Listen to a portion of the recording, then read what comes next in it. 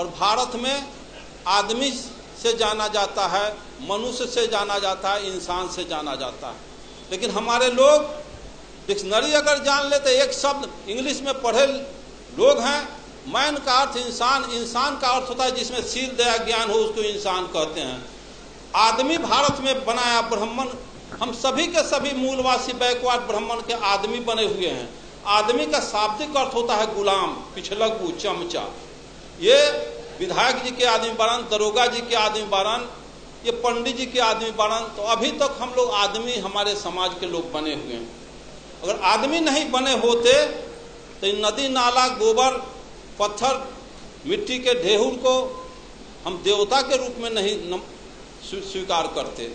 आप अगर चाहते हैं जानना, वैज्ञानिक तर्क करना, तो मैं आपसे कहूं, मैं 25 को मिट्टी का चूहा बना दे, चूहे के कलर में पेंट करके किसी चूहे के बिल पर रख दूं, 25 को मिट्टी का खरगोश बना के खरगोश के कलर में पेंट करके किसी झाड़ी में छुपा दूं, इधर से कुत्ता को इंडिकेट करूँ, कुत्ता मिट्टी के बने हुए खरगोश को कैच करो, तो मिट्टी के खड़हा को कुत्ता कैच करेगा? बिल्कुल नहीं। मिट्टी के चूहा को बिल्ली कैच करेगी? बिल्कुल नहीं। जब मिट्टी के चूहा को बिल्ली नहीं कैच कर रही है, मिट्टी के खरगोश को कुत्ता कैच नहीं कर रहा है, लेकिन हम मानो माटी के हनुमान, शिव, शंकर, दुर्गा, पार्वती, गणेश बना के पेंट पोचारा करके लंगौटा साया साड़ी ब्लाउज पहना के हम कर जोड़ के गिड़गिड़ाते हैं कि हे हनुमान जी, हे दुर्गा जी, हम पर कृपा करो। तो हनुमान के पास बैंक बैलेंस है कि 10-20 हजार से कृपा कर देगा? वो माटी के दुर्गा के पास लैंड प्रॉपर्टी है कि पटना में 2-4 कट्ठा रजिस्ट्री जमीन का कर देगा? इसका मतलब हम मानव असल नकल के पहचान करने में कुत्ता बिलाई से भी बदतर हैं। साथियों, आप अच्छी तरह से जानते हैं व्यवहार में, लेकिन ज्ञान के अभाव में हम रियलिटी पर नहीं पहुंच पाते हैं। जब यह दर्शन है कि ऊंची नीची भूमि अच्छी पैदावार नहीं दे सकती, ऊंची नीची भूमि अच्छी पैदावार नहीं दे सकती, उभर खाभर रोड रास्ता अच्छी गति प्रदान नहीं कर सकती, तो जिस समाज में ऊंच नीच छुआछूत के भेदभाव रखने वाले लोग क्या समाज राष्ट्र का कल्याण कर सकते हैं?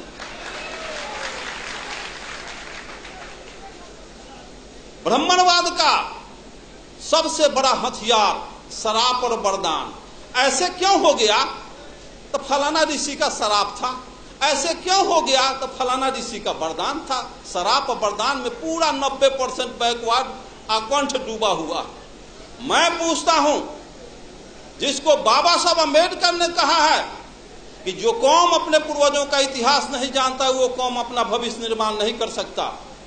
एक्चुअली मार्क्स ने कहा है कि पॉलिटिकल पावर, मार्क्स ने कहा है कि Marx told that revolution engine of history, क्रांतियां इतिहास की इंजन होती है। भारतीय परिवेश को समझा।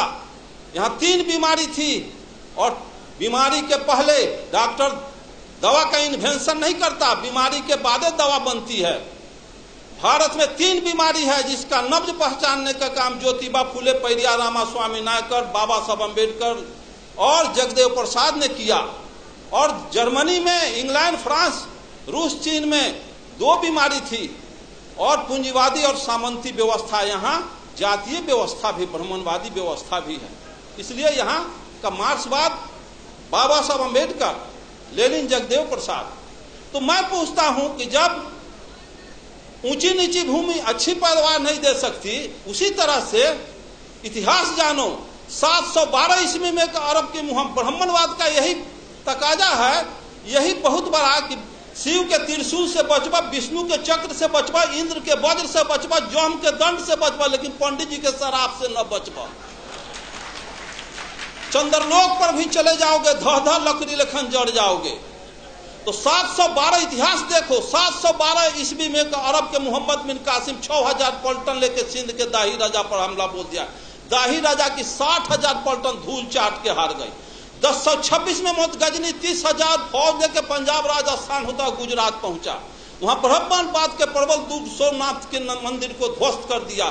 3 लाख क्षत्रिय सेना हार गए। हिस्ट्री में पढ़ा था सभी देवी देवता सोने चांदी के थे।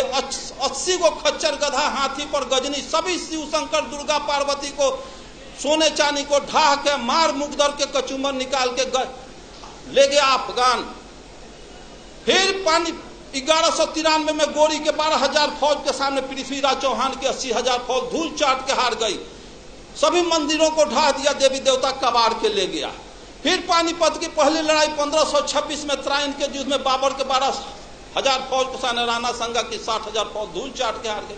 तो एक तरफ कहते हो कि शिव के त्रिशूल, विष्णु के चक्र, इंद्र के वज्र, जम के दंड से बचोगे, पंडित के शराब से न बचोगे। तो 712 में हार गए, 1026 में हार गए, 1193 में हार गए, 1526 में हार गए। देश गुलाम हो गया, देवी देवता लूट गई, बहु बेटी लूट गई, मार के गजरा मुल्ली की तरह काट दिया गजनी। और किसी को शरापना नहीं था कि गजनी गोरी को अंग्रेज को शराप देता तो बॉर्डर के वहीं पर लकड़ी लेखन धो धो जड़ जाता। तो ये शराब किसके लिए? ये तो कोयरी कुम्हार कानू कलवार तो यहाँ मुल्हर पर फंसौले बारी, गुह गोबर खिया के, अब पेशाब पिला के, यही हमारा दही चूड़ा खिलाएगा, यही दान दक्षिणा देगा, चलो उससे तक शराब।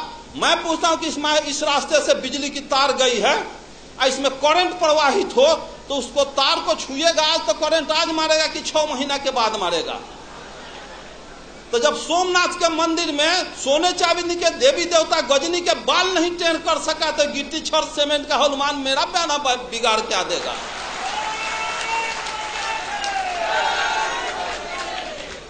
और यहाँ के मूलवासियों का एक ही उपाय है, जो मेश्राम साहब का तो सुने ही हैं और सुनेंगे। जिस स्थिति में आर्यों के पोजीशन में हैं, आर्य जिस पोजीशन में हैं, सिर्फ वही पोजीशन जो पोजीशन सर्प और चूहा का है।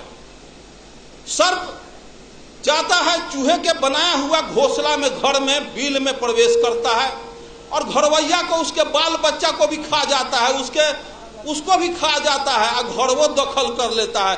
उसी तरह से यहाँ के आर्य बाहर से आया और यहाँ के मूलवासी घरवैया को खा गया, आज भी खा रहा है, घरवो दखल कर लिया। 90% बैकवर्ड गुलाम बना हुआ।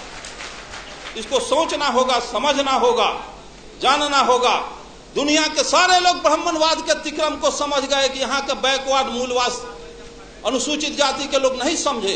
1945 में हिरोशिमा नागासाकी पर परमाणु बम गिरा तो ब्रिटेन के प्राइम मिनिस्टर चर्चिल का हृदय पिघल गया कि हिरोशिमा में, जापान में लाखों आदमी के निधन पर। तो इंटरनेशनल कमेंट किया चर्चिल और कहा कि हम अमेरिका को समझदार समझते थे लेकिन अमेरिका समझदार नहीं निकला। किसी राष्ट्र को बर्बादे करना था तो परमाणु बम काहे लग गिराया? भारत से 4 गो ब्राह्मण लेकर जापान में बसा देता, उसका सर्वनाश कर देता। तो 4 ब्राह्मण किसी राष्ट्र को बर्बाद कर सकता है। और जिस देश में घरे घरे ब्राह्मण बसा, अगुआड़ा पछुआड़ा ब्राह्मण मरवा गाड़ के छोड़ जात, सत्यनारायण झूठनारायण अंगना में बोला करके अपन कार्य को संपादित करता है, उस देश के बैकवर्ड को कभी कल्याण होने वाला है? पिछड़ा का कल्याण होने वाला है?